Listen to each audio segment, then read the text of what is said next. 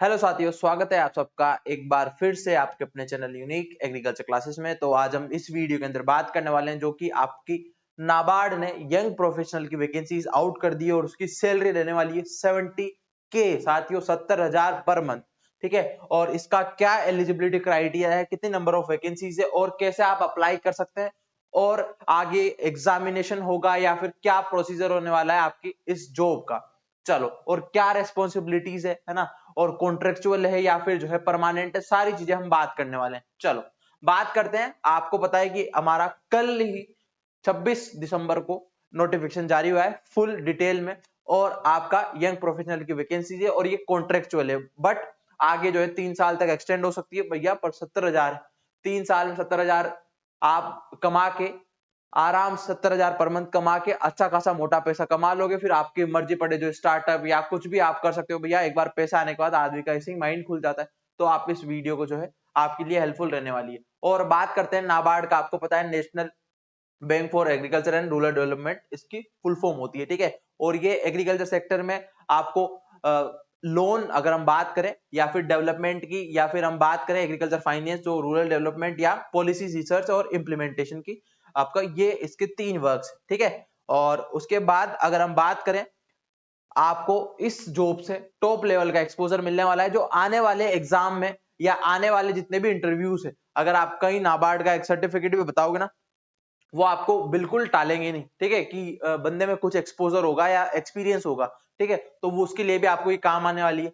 उसके बाद हम बात करते हैं इस यंग प्रोफेशनल की वैकेंसीज का। तो अगर हम बात करें कॉन्ट्रैक्ट बेस्ड जो है ये प्रोफेशनल अपॉर्चुनिटी है, और ये जो है अप टू 3 ईयर तक जो है आगे एक्सटेंड हो सकती है, मैं आगे बताऊंगा आपको। उसके बाद आपका वर्क क्या होगा, policy research, program evolution, data analysis, IT, climate, agri और आपका रूरल प्रोजेक्ट, इन सभी में आपका क्या है इसमें वर्क रहने वाला है। और real time exposure in national level आपका प्रोजेक्ट्स। ठीक है, चलो उसके बाद हम बात करते हैं एप्लीकेशन की। तो एप्लीकेशन डेट साथियों रहने वाली है हमारी 26 दिसंबर से, मतलब कल से ये फॉर्म जो है आपके निकल चुके हैं।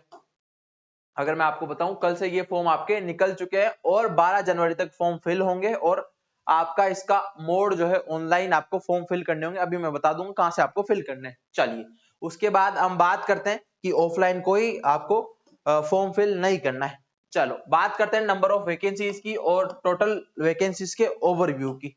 ठीक है, चलो बात करते हैं। तो फर्स्ट आपकी वैकेंसी, सारे डिसिप्लिन दे रखे हैं, 14 डिसिप्लिन। ठीक है, उसके बाद नंबर ऑफ वैकेंसीज दे रखी है, सबकी सबकी नंबर ऑफ वैकेंसीज दे रखी है और आपका टोटल वैकेंसीज दे रखी है। ठीक है, और इनके लोकेशंस भी दे रखे हैं। और मैं आपको आगे एक और इंपॉर्टेंट चीज बताना चाहूंगा। ठीक है, यहाँ पे नीचे लिख रखा है जो एग्रीकल्चर और एबीएम वाले स्टूडेंट्स के लिए आपके कौन कौन सी पोस्ट के लिए आप अप्लाई कर सकते हो, उसकी हम आगे बात करेंगे। एग्जायर 1 में जो है फुल डिटेल में दे रखा है। चलो बात करते हैं एजुकेशनल क्वालिफिकेशन की। कैंडिडेट जो जितने भी कैंडिडेट्स हैं उनको एग्जायर 1 के अकॉर्डिंग जो है पोस्ट के लिए अप्लाई करना होगा। उसके बाद अगर हम बात करें, सिर्फ एक स्टूडेंट एक डिसिप्लिन में और एक लोकेशन पे अप्लाई कर सकता है। ठीक है, और एक से ज्यादा फॉर्म होगा तो आपका ऐसे ही रिजेक्ट कर देंगे।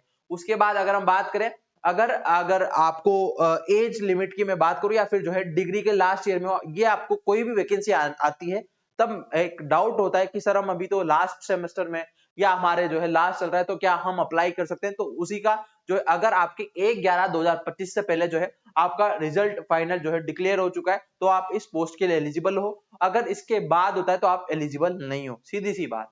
चलो उसके बाद अगर हम बात करें, फ्रेशर्स जो है आपके विदाउट एक्सपीरियंस नॉट एलिजिबल। और अगर हम बात करें एग्जायर 1 के हिसाब से आप मैच करो, एग्जायर 1 अभी बताऊंगा क्या आगे चीजें रहने वाली है। उसके बाद मल्टीपल पोस्ट अप्लाई करोगे तो आपको डिस्क्वालीफाई कर दिया जाएगा, सीधी सी बात। उसके बाद एज क्राइटेरिया की बात करें तो आपका एज लिमिट जो है 21 साल से लेकर 30 साल तक रहने वाली है, और इंडियन सिटीजन अप्लाई कर सकते हैं, और इनकी डेट ऑफ बर्थ की रेंज दे रखी है। चलो देन नेक्स्ट बात करते हैं शॉर्ट लिस्ट कैसे, मतलब सिलेक्शन कैसे होगा। तो हम बात करें, पहले आपको जो है फॉर्म फिल करोगे, फॉर्म फिल करने के बाद आपको शॉर्ट लिस्ट किया जाएगा।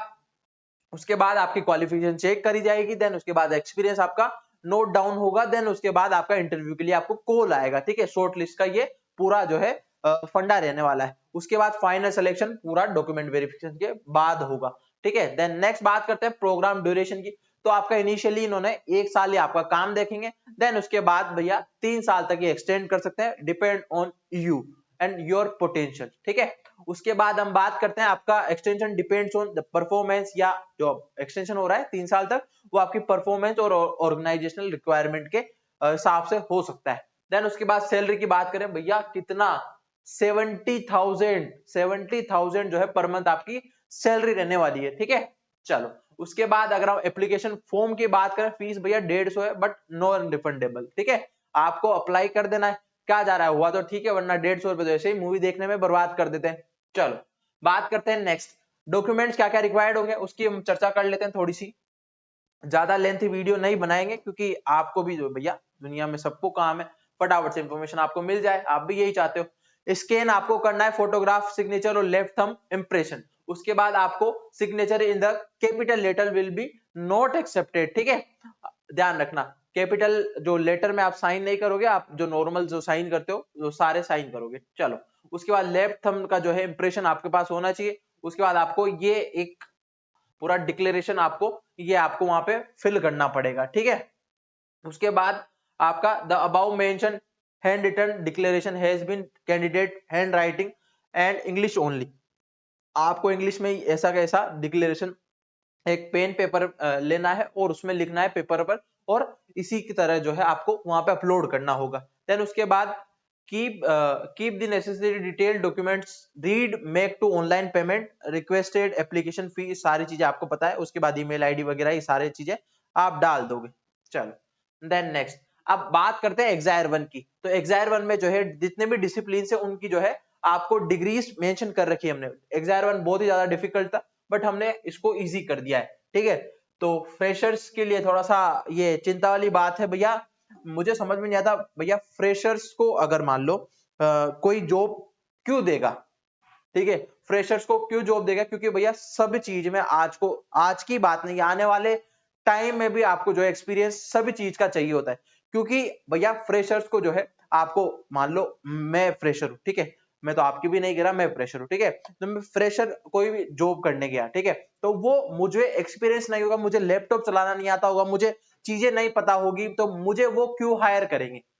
आप भी इस चीज को जानते हो, आप जो मैं आपको यही कहता हूं कि आपकी स्किल्स डेवलप करो, आप नई नई चीजें सीखो और एक्सपोजर लो और एक्सपीरियंस लो, सीधी सी बात।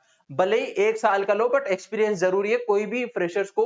और फ्रेशर्स को जॉब दे भी देगा ना तब भी 18-20 हजार 30 हजार, इससे ज्यादा कोई जॉब नहीं देगा, ठीक है। तो एक्सपीरियंस बहुत ज्यादा मैटर करता है।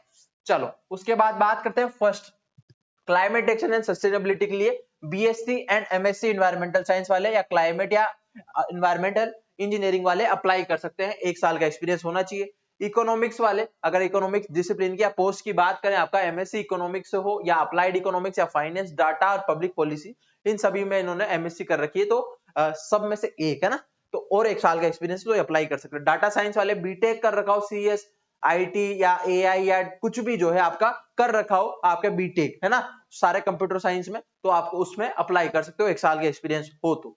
उसके बाद हम बात करते हैं आपका साइबर सिक्योरिटी। साइबर सिक्योरिटी में आपका बीटेक हो, एमटेक हो, आईटी हो या साइबर कुछ भी कर रखा हो, ठीक है, तो 1 साल का आपके पास एक्सपीरियंस।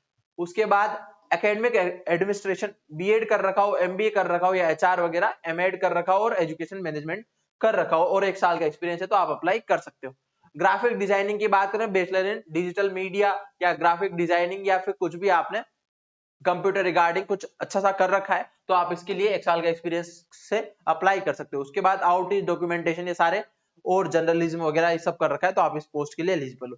इंफॉर्मेशन टेक्नोलॉजी की बात करें, बीटेक एमटेक वाले अप्लाई कर सकते हैं। जियो इंफॉर्मेटिक्स के लिए आपका एमएससी जियो इंफॉर्मेटिक्स, ज्योग्राफी या जीआईएस जीपीएस के बारे में आपने कुछ डिप्लोमा कर रखा है तो आप अप्लाई कर सकते हो।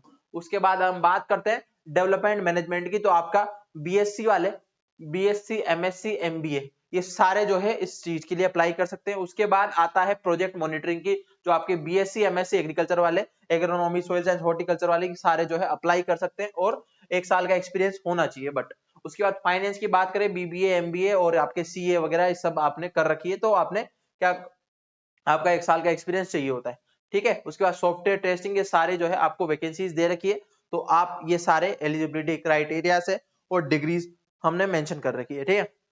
तो ये पोस्ट के लिए आप सारे अप्लाई कर सकते हो, ठीक है, जो भी आपका डिसिप्लिन है उसके लिए आप अप्लाई कर सकते हो। उसके बाद अगर हम बात करें, आपको जाना है, मैं साइट और बता देता हूं, है ना, बस एक सेकंड। कहां से आप फॉर्म फिल करोगे, चलो नाबार्ड की साइट खोलते हैं हम। नाबार्ड की अगर हम साइट खोलेंगे, एक सेकेंड, है ना,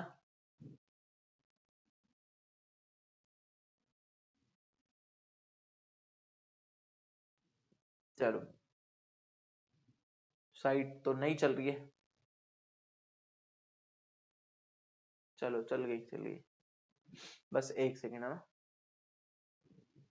तो आप जाएंगे नाबार्ड के, यहाँ पे आपको करियर नोटिस दिख रहा होगा, इस पे क्लिक करेंगे। उसके बाद आपको जो है यहाँ पे रिक्रूटमेंट ऑफ यंग प्रोफेशनल का जो आपको यहाँ पे आइकन दिखाई देगा, अप्लाई नाउ पे क्लिक करोगे और अप्लाई नाउ पे आप जाकर जो है आपका ये भी आईबीपीएस का रिक्रूटमेंट है ना।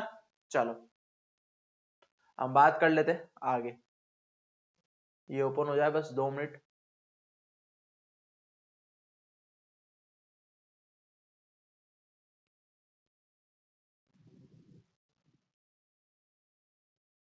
ठीक है, तो यहाँ से जो है आप अप्लाई कर सकते हो और उसके बाद ये देखो आपको पूरा दे दिया है इन्होंने।